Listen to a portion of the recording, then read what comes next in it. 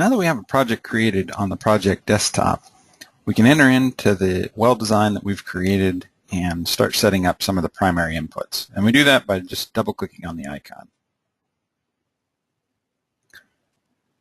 This screen pulls up what we refer to as the summary grid.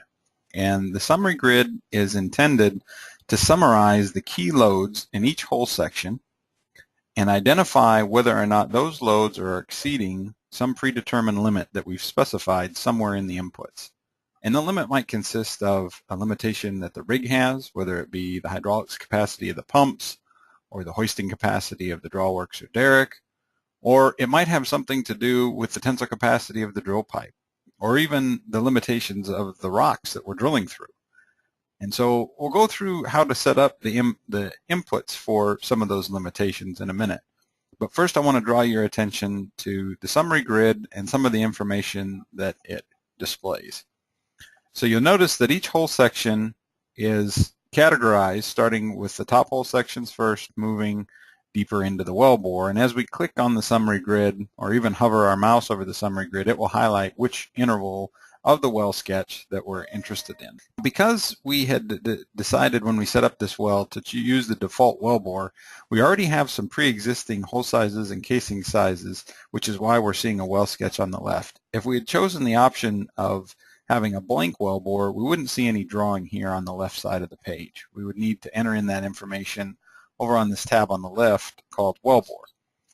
But because I've used the default wellbore, I've got some default hole sizes and casing sizes, which are the common types that we often see in these sorts of wells.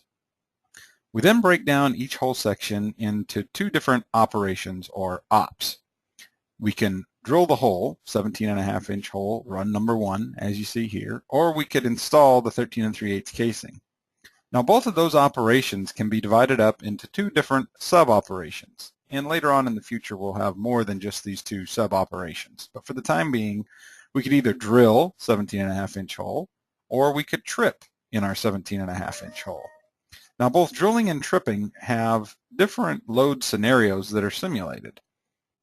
For example, slacking off when I'm drilling doesn't really mean can I slack off and trip the drill string into the hole. This is a simulation of whether or not I can drill with a predetermined amount of weight on bit without buckling the drill string. And we'll see the inputs that go into that calculation a little bit later on. The slash mark on each one of these boxes indicates the difference between a medium load case on the left or the worst case load case on the right. Because we do sensitivity analysis on all of our loads, we're always going to have a picture in the summary grid of our expected case or our worst case. And the way the color coding works in the summary grid is if our expected case, this number on the left, exceeds some sort of limitation. For this example, it would be if I'm exceeding the helical buckling limit of the drill pipe, then this box will be shaded red, indicating that even my expected case is going to exceed the limitations.